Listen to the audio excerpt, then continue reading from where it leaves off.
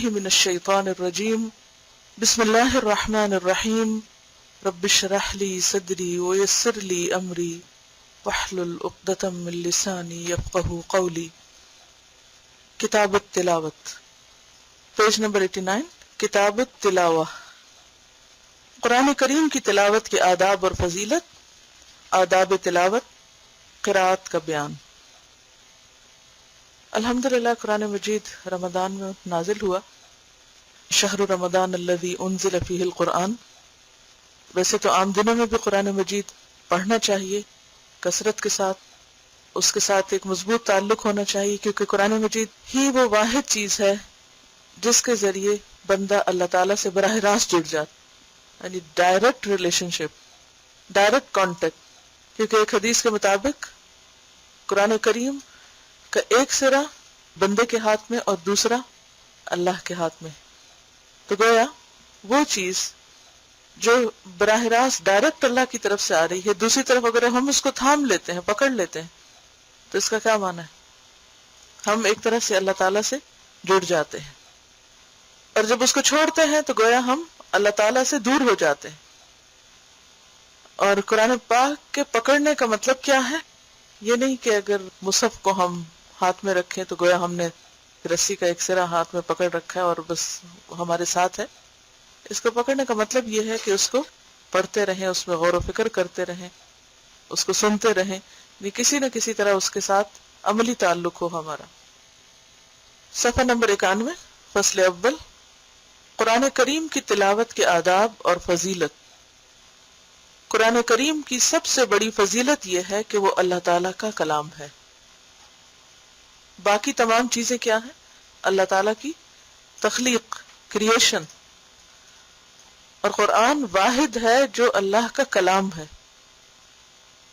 تو کریشن اور سپیچ میں فرق ہے نا۔ اللہ تعالیٰ نے بہت سی آیات میں خود اس کی عظمت بیان فرمائی ہے۔ فرمایا ھذا کتاب انزلناہ مبارک، اور ہم نے اس کتاب کو اتارا، یہ برکت والی ہے، یعنی خیر و بھلائی سے بھرپور ہے۔ اور فرمایا ان ھذا القرآن یہدی للتی ہی اقوم، یہ قرآن وہ راہ دکھاتا ہے جو بہت سیدھی ہے یا سب سے زیادہ سیدھی ہے۔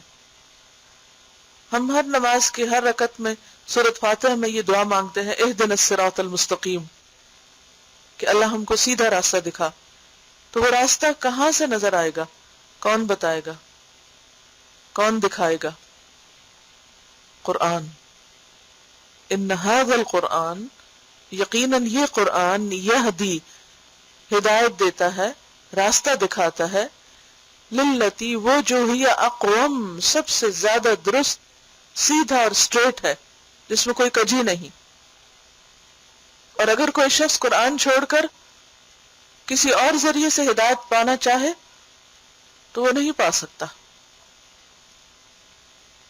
اور فرمایا لا یأتیہ الباطل من بین یدیہ ولا من خلفہ، باطل نہ سامنے سے اس پر آ سکتا ہے نہ پیچھے سے، یعنی اس کتاب میں کسی قسم کی کوئی مداخلت نہیں ہو سکتی، اس کے الفاظ میں، اس کے کلام میں کچھ بھی اور داخل نہیں کیا جا سکتا، نہ نکالا جا سکتا ہے۔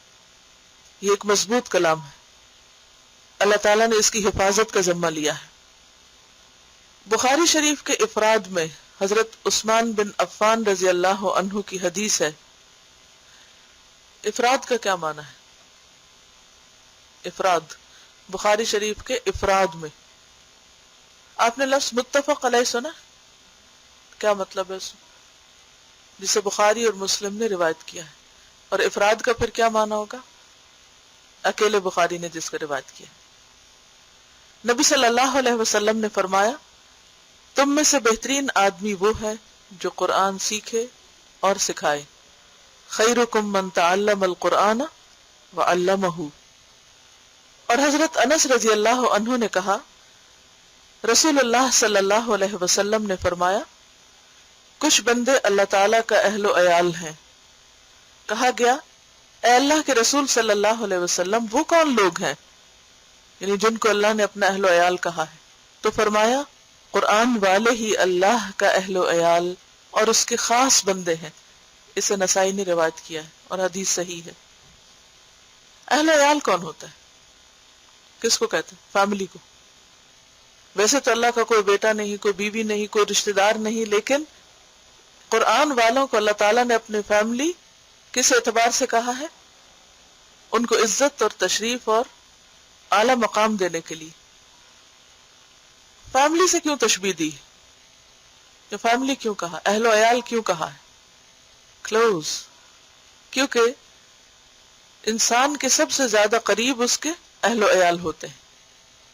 ہم میں سے ہر شخص چاہتا ہے کہ وہ اللہ کا مقرب بندہ بنے، اللہ کے قریب ہو، اللہ کا قرب اس کو نصیب ہو، اسے اللہ کی محبت نصیب ہو، وہ اللہ تعالیٰ کے خاص خاص خاص بندوں میں شمار ہو۔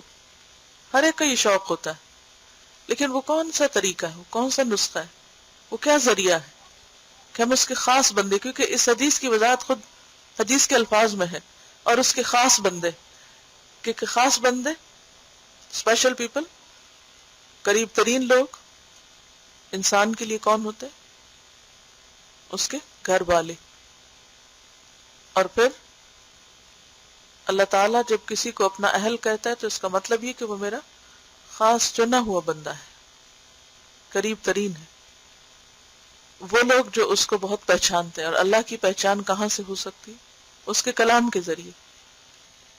اس کو اس طرح بھی سمجھ سکتے ہیں کہ کسی کو بھی اگر آپ سمجھنا چاہیں تو صرف اس کی شکل و صورت سے نہیں سمجھ سکتے۔ جیسے شیخ سعدی نے کہا نا کہ انسان کے عیب و ہنر چھپے رہتے ہیں جب تک وہ خاموش رہتا ہے، اور جب وہ بولتا ہے، جب وہ بات کرتا ہے تو اس کی خوبیاں اور خامیاں کھل کے سامنے آ جاتی ہیں۔ تو کسی انسان کو بھی پرکھنے کا ذریعہ کیا ہے؟ اس کا کلام، اس کی بات، اس کی گفتگو کا انداز۔ تو اللہ تعالیٰ کی معرفت، اللہ تعالیٰ کی پہچان کس طرح ہو سکتی ہے؟ یعنی ویسے تو کائنات کی مختلف نشانیاں ہیں، بہت سی جو اس کی کریشن، اس کو دیکھ کر بھی اللہ کی پہچان ہوتی، لیکن جو پہچان قرآن کے ذریعے سے ہوتی ہے، اس کے کلام کے ذریعے سے ہوتی ہے، وہ کسی بھی دوسرے ذریعے سے نہیں ہو سکتی۔ نہ آپ کی عقل، نہ آپ کے انٹیلیجنس، آپ کی سمجھ بوجھ، آپ کے دنیاوی علوم، علم، کائنات میں گہرا غور و فکر، یہ سب چیزیں اپنی جگہ ہیں، لیکن سب سے بہترین ذریعہ اللہ کی پہچان کا اللہ کا کلام ہے، اور یہی اس سے قرب کا ذریعہ ہے۔ ایک اور حدیث میں ہے کہ نبی صلی اللہ علیہ وسلم نے فرمایا، اللہ اس دل کو عذاب نہ کرے گا جس نے قرآن کو یاد رکھا، لیکن حدیث ضعیف ہے۔ اگرچہ ہم دیکھیں کہ معنی کے اعتبار سے بات میں ایک سینس ضرور ہے، یعنی اسے ہم نبی صلی اللہ علیہ وسلم سے منسوب نہیں کر سکتے، لیکن اگر اسے ویسے ایک بات کے طور پر لیں کہ وہ دل جس میں قرآن محفوظ ہو، کیونکہ قرآن کہاں اتارا گیا؟ دل پر، اور جب ہم اسے یاد کرتے ہیں، اسے غور و فکر کرتے ہیں، پڑھتے ہیں، سمجھتے ہیں، تو سب سے زیادہ کیا چیز انوالو ہوتی؟ دل۔ تو وہ دل اللہ کے قریب ہوتا ہے، اللہ تعالیٰ کی رحمت تلے ہوتا ہے، جس دل میں قرآن کی محبت ہوتی ہے، اور جس دل میں قرآن محفوظ ہوتا ہے، اور جس پر قرآن ایک طرح سے نازل ہوتا ہے۔ یعنی نازل ہونے کا مطلب وحی کا نازل ہونا نہیں ہے، نازل ہونے کا مطلب اس کے معانی کا انکشاف ہے، اور اس کے اندر غور و فکر کی صلاحیت ہے۔ تو وہ جگہ جو ہر وقت قرآن میں مشغول ہو، آپ دیکھیے کہ جس جگہ قرآن مجید پڑھا جا رہا ہو تو کیا ہوتا ہے؟ اس جگہ پر رحمت اور سکینت نازل ہوتی ہے۔ حدیث میں آتا ہے نا، مجتمع قوم فی بیت من بیوت اللہ یتلون کتاب اللہ ویتدارسونہ بینہم الا ونزلت علیہم السکینہ وغشیتہم الرحمہ وحفتہم الملائکہ، کہ جب بھی کچھ لوگ اللہ کے گھروں میں سے کسی گھر میں اکٹھے ہو کر کیا کرتے ہیں؟ جمع ہو کر یتلون کتاب اللہ، اللہ کی کتاب پڑھتے ہیں، ویتدارسونہ بینہم، اور آپس میں اس کو سیکھتے سکھاتے ہیں، الا ونزلت علیہم السکینہ، مگر ان پر سکینت اترنے لگتی، غشیتہم الرحمہ، رحمت ان کو ڈھانپ لیتی، حفتہم الملائکہ، ملائکہ ان کو اپنے گھیرے میں لے لیتے ہیں۔ اگر اس جگہ کے ساتھ یہ معاملہ ہوتا ہے جہاں قرآن پڑھا جاتا ہے، تو وہ دل جو قرآن کی محبت سے سرشار ہو اور اس میں غور و فکر میں مشغول ہو، تو یقیناً وہ بھی اللہ کی رحمت کا مستحق ہوگا۔ اس کے برعکس وہ دل جس میں حسد اور بغض اور نفرت اور کینہ اور بہت سی اور منفی چیزیں بھری بھی ہوں، تو اس کے بارے میں کیا آتا ہے؟ اور بخل خاص طور پر قرآن مجید میں آتا ہے نا، آگ جو ہے وہ ان کے دلوں تک پہنچ جائے گی. تطلع علی الافئدہ، ویل لکل ہمزہ میں آتا نا، ویل لکل ہمزۃ لمزہ الذی جمع مالا وعددہ، وہ جس نے مال جمع کیا اور گن گن کے رکھا. یحسب ان مالہ اخلدہ، وہ سمجھتا ہے کہ اس کا مال ہمیشہ اس کے پاس رہے گا. کلا، ہرگز نہیں. لینبذن فی الحطمہ، وہ ضرور ضرور توڑ پھوڑ دینے والی میں پھینکا جائے گا. حطمہ جہنم کا ایک نام ہے. وما ادراک ما الحطمہ، اور تمہیں کیا معلوم کہ حطمہ کیا ہے؟ نار اللہ، اللہ کی آگ. الموقدہ، جو بھڑکائی جا چکی ہے. التی تطلع علی الافئدہ، وہ جو دلوں کو جا پکڑے گی. ویسے تو آگ سارے جسم کو پکڑے گی، لیکن خصوصی طور پر دل کو کیوں جا کے پکڑے گی؟ کیونکہ دل ہی مرکز تھا دنیا کی محبت کا. دل میں ہی یہ بخل اور مال کی محبت اور سارا وقت بس وہی کیلکولیشنز کرتے رہنا اور ان کیلکولیشن سے باہر ہی نہ نکلنا، اور باقی ہر چیز کو بھلا کر صرف اور صرف اسی چیز میں مشغول ہونا، اور اللہ کی یاد اور اللہ کی محبت اور اللہ کی بھیجی ہوئی ہدایت اس سے بالکل غافل ہو کے جینا. یہ اس بات کی علامت ہے کہ وہ سزا بھی خاص طور پر وہاں تک پہنچے گی. اور پھر یہ ہے کہ کوئی بھی چیز جو دل تک پہنچ جاتی ہے وہ کہاں تک جاتی؟ مثلا آپ دیکھیں آپ کے بلڈ میں کلاٹس ہوتے، لیکن جب وہ کلاٹ دل تک پہنچ جائے پھر کیا ہوتا ہے؟ ہارٹ اٹیک ہو جاتا ہے. دل تک کوئی بھی چیز جو پہنچتی ہے وہ پوری باڈی میں آٹومیٹکلی پہنچ جاتی. تو آگ کو بھی دل تک پہنچایا گیا تاکہ وہ پورے جسم کو اپنے لپیٹ میں لے لے. اسی طرح بنی اسرائیل کے بارے میں آتا ہے وہ اشربوا فی قلوبہم العجلہ، ان کے دل جو تھے وہ بچڑے کی محبت پلائے گئے. تو محبت کا مرکز بھی وہی ہے. جو چیز دل میں سما جائے پھر اس کا اثر پورے جسم پر آ جاتا ہے، پورا جسم اس سے سرشار ہوتا ہے. تو آپ نے دیکھا ہوگا کہ جب قرآن آپ کو سمجھ آنے لگتا ہے، یہ قرآن کی تاثیر ہوتی ہے آپ کے اوپر، تو وہ دل تک پہنچ کر پورے جسم کے ایک ایک بال اور کھال جو ہے وہ اس سے متاثر ہو جائے. تقشعر منہ جلود الذین آمنوا، پھر ان کی جلد جو ہے ان کے رونگٹے کھڑے ہو جاتے ہیں جب ان پر قرآن کی آیات پڑھی جاتی ہیں، تو وہ دل کو ہٹ کرتی ہیں اور پھر وہاں سے پورے جسم پر اس کا اثر جاتا ہے.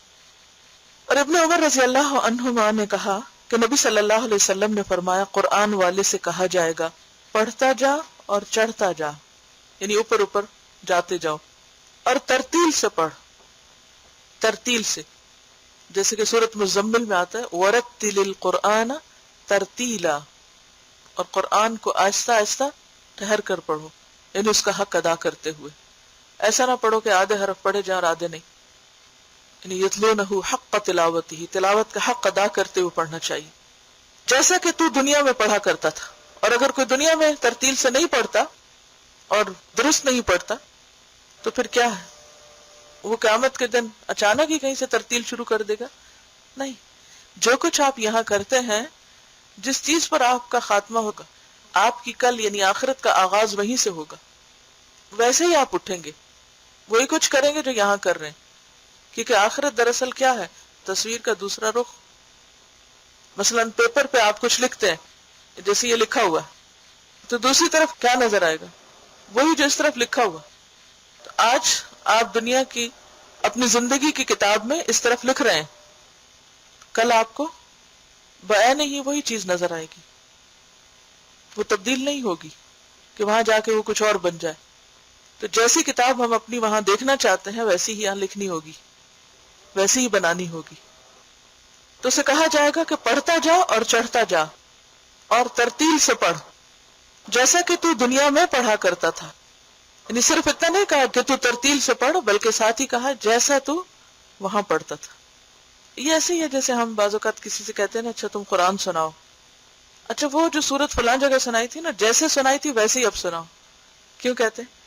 کیونکہ وہ پسندیدہ حالت ہوتی ہے. تو اسی طرح اللہ تعالیٰ کسی آواز پر اتنا کان نہیں دھرتا جتنا نبی کی اس آواز پر جو وہ قرآن کو خوش الحانی کے ساتھ پڑھتا.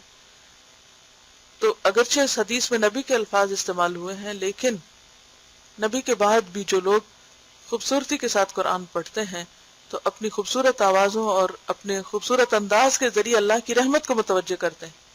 تو اسے وہاں بھی کہا جائے گا جیسے خوبصورت تم دنیا میں پڑھتے تھے، جتنا اہتمام تم اس کے ساتھ دنیا میں کرتے تھے، ویسے ہی اب پڑھو، ویسا ہی شروع کرو دوبارہ. تیری منزل وہاں ہے جہاں تجھے تیری آخری آیت کی قرات پہنچا دے. یعنی تمہارا مقام اتنا ہی بلند ہوگا. آپ نے کبھی دیکھا ہوگا مختلف چیزوں کا جب گراف بنتا ہے تو اس میں بعض اوقات کمپیریزن ہوتا ہے، مثلا ایئرلی مختلف چیزوں کی پروڈکشن یا مختلف چیزوں کی پروگرس کا جب گراف بناتے ہیں تو اسے 2005 میں گراف اتنا ہے، پھر 6 میں اتنا تھا، 7 میں اتنا تھا. تو آپ نے دیکھا ہوگا کہ جتنی کوئی محنت یا کوشش کرتا ہے اس کے مطابق ہی اس کا گراف اونچا جاتا ہے.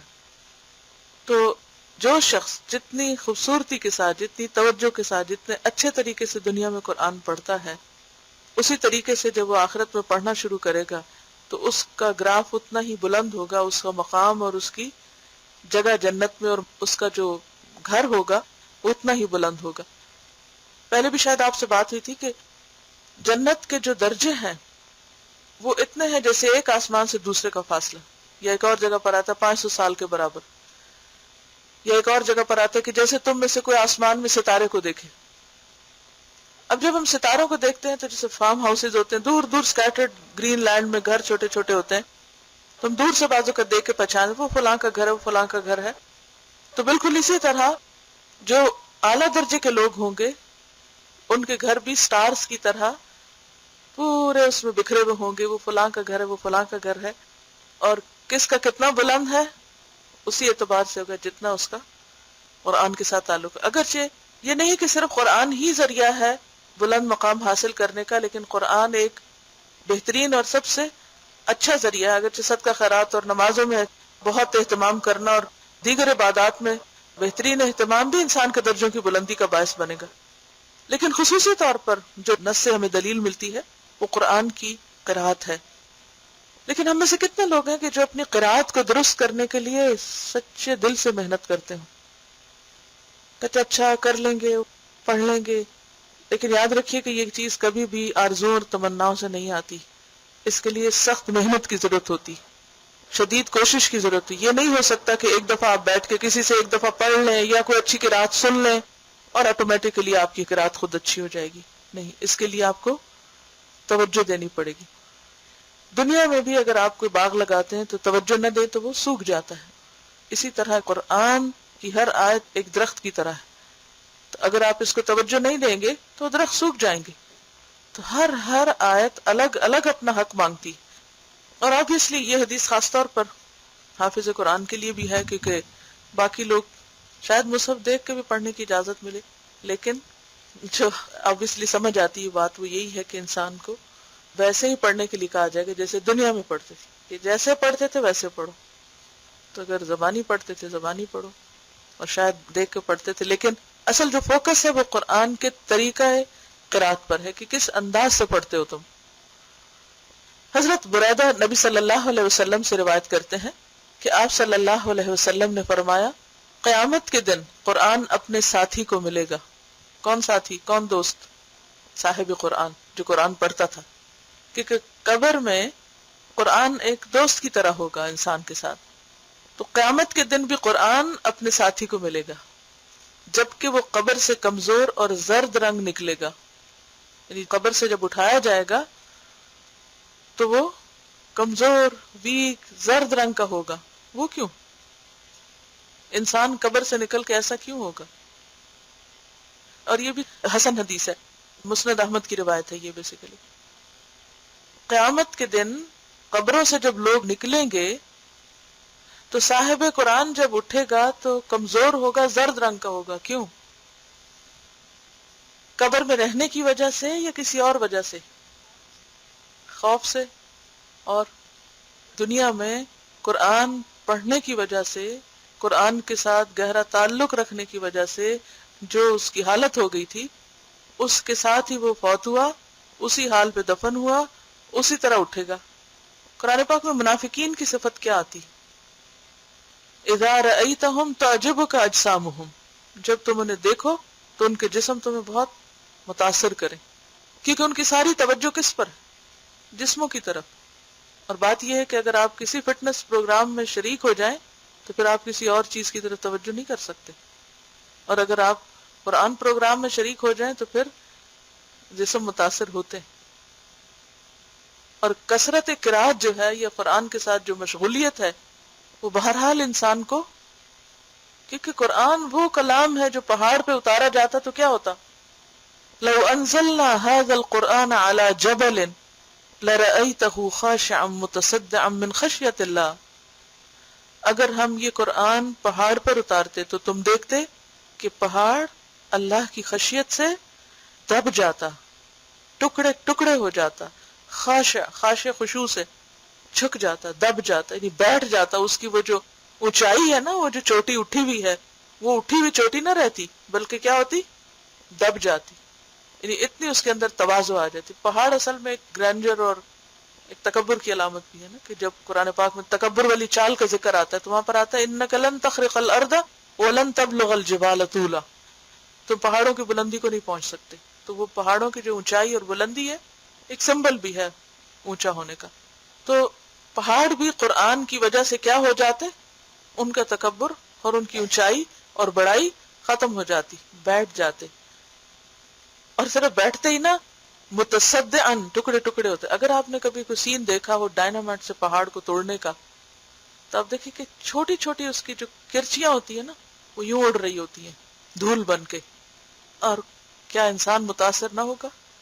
آپ نے دیکھا ہوگا کہ جب بچے حفظ کر رہے ہوتے ہیں یا جو لوگ واقعی قرآن کے ساتھ تعلق رکھے ہوئے ہوتے ہیں اور حقیقی معنوں میں، کیونکہ انما یخشی اللہ من عبادہ العلماء، اگر قرآن دل میں جاتا ہے نا، اندر اترتا ہے تو ضرور متاثر کرتا ہے. لازمی طور پر انسان کے اندر عاجزی آتی.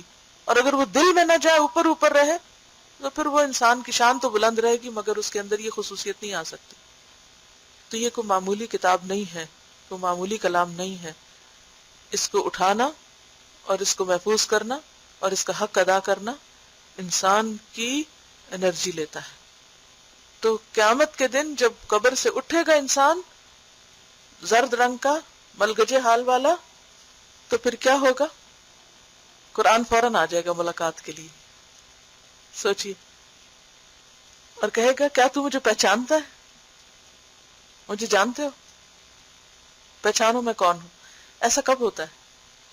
جب آپ کو کوئی بچھڑا ہوا دوست بہت عرصے کے بعد ملے، مثلا بچپن کی دوست.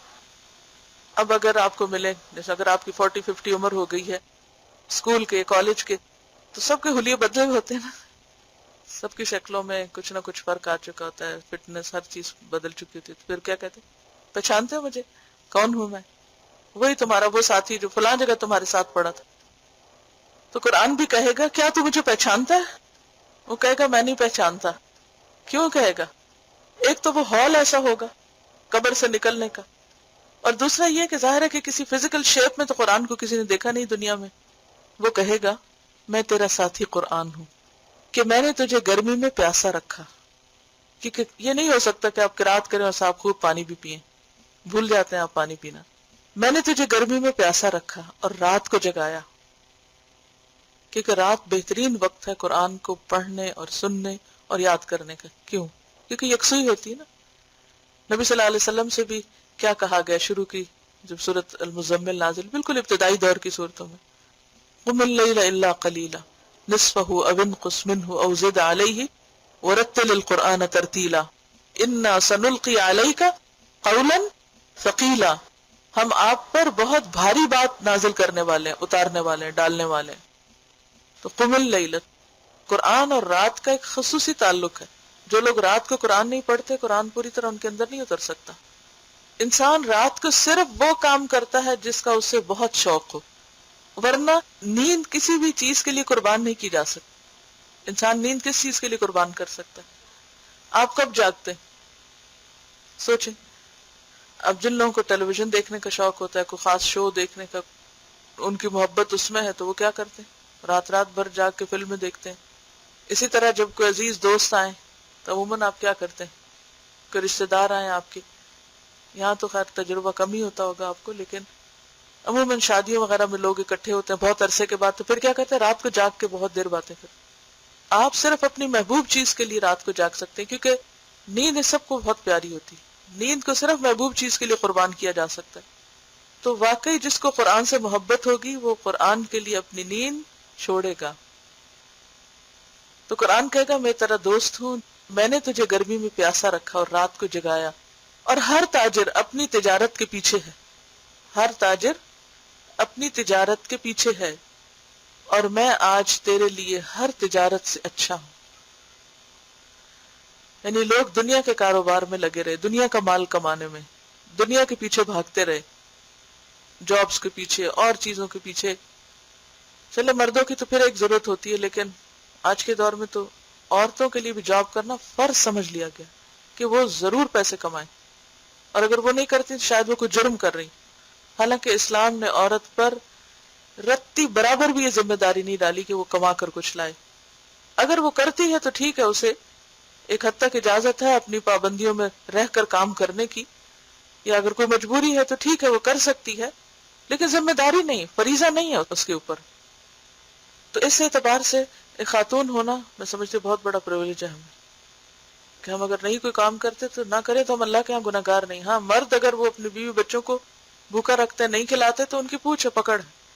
تو بہرحال یہاں یہ کہا جا رہا ہے کہ ہر تاجر اپنی تجارت کے پیچھے ہے. کیا مطلب؟ یعنی جس کو جس چیز کے کمانے اور نفع حاصل کرنے اور پروفٹ بنانے کا شوق تھا، وہ دن کو کیا رات کو بھی اس کے پیچھے لگا رہا. اور میں آج تیرے لیے ہر تجارت سے اچھا ہوں. قرآن مجید میں بھی آتا نا، ہوا خیر مما یجمعون. یہ قرآن بہتر ہے ہر اس چیز سے جسے لوگ جمع کر رہے ہیں. مثلا آج ستمبر کی کون سی تاریخ؟ 5. آپ لوگوں نے 7 ستمبر سے قرآن پڑھنا شروع کیا تھا، تقریباً 1 سال ہونے کو ہے. اس 1 سال میں آپ نے سورۃ یاسین تک قرآن کو جمع کیا، اس کا ترجمہ یاد کیا، اس کے معنی کو سمجھا، جس حد تک بھی جس سے جو محنت ہوئی، کوشش ہوئی، آپ نے سمیٹا اس کو. ہر ایک کا سمیٹنا فرق ہے نا، سب نے ایک جیسا نہیں دیا، تو سب کو برابر کر دیا، لیکن ہر ایک نے جمع اپنے اپنے ظرف یا برتن یا کیپیسٹی کے اعتبار سے کیا اس کو. لیکن کچھ لوگ سوچتے رہے. کس چیز نے روکا ان کو یہاں آنے سے؟ مثلا کسی جاب نے یا کسی اور ایسے ہی کام نے. اس 1 سال میں انہوں نے کتنا مال کما لیا ہوگا، کتنے پیسے کما لیے، اس سے کتنا کچھ کیا بنا لیں گے. ہو سکتا ہے ان کی ضرورت ہے تو وہ تو ایک الگ بات ہے، لیکن اگر صرف شوق ہے، کئی لوگ صرف جاب کس لیے کرتے کہ اتنا پڑھا تو اب گھر بیٹھ جائیں، کہ میری سیٹسفیکشن نہیں ہوتی. تو اگر صرف شوق کے لیے مال جمع کیا، وہ مال کہاں رکھا ہوگا؟ بینک میں مثلا. وہ بینک کا مال کون استعمال کر رہا ہے، کس کو فائدہ دے رہا ہے؟ یا کوئی چیز خریدی ہوگی، مثلا کسی نے زیور خریدا، وہ زیور کہاں رکھا ہوا؟ یا ہاتھ پر رکھا ہوا ہوگا یا کسی بینک کے لاکر میں رکھا ہوگا. اسی طرح کچھ اور، اسی طرح دنیا کی چیز کو ڈیکوریشن پیس خوبصورت، کوئی اچھے کپڑے خرید لیے ہوں گے، وہ ساری چیزیں کہاں رہیں گی؟ یہیں رہ جائیں گی نا. لیکن وہ خزانہ جو قرآن سیکھ کر آپ سمیٹتے ہیں، دنیا کی کوئی چیز اس کے برابر نہیں، کچھ بھی نہیں ہے ہی نہیں کہیں. هو خیر مما یجمعون. جو کچھ بھی انسان کماتا ہے، جو بھی جمع کرتا ہے، سمیٹتا ہے، کتنا کھا لیتا ہے، کتنا پہن لیتا ہے، باقی کس کے کام آتا ہے، چاہتے ہوئے یا نہ چاہتے ہوئے. بعض اوقات انسان خوشی سے کسی کو دیتا اور بعض اوقات نہیں بھی خوشی سے دیتا اور دوسرے لے جاتے ہیں. اور وہ کس کام لگاتے ہیں اس کو؟ مثلا ہماری اولاد لے جاتی ہے، کوئی بھی لے جائے، کس کام لگائیں گے؟ ہمیں نہیں پتا کیا کریں گے ہمارے مال سے، ہمارے کام تو نہیں آئے. ما اغنا عنہ مالہ وما کسب. اگر نیت درست نہیں، مقصد درست نہیں، تو کمایا ہوا مال بھی کام نہیں آئے گا، سب کچھ یہیں رہ جائے گا.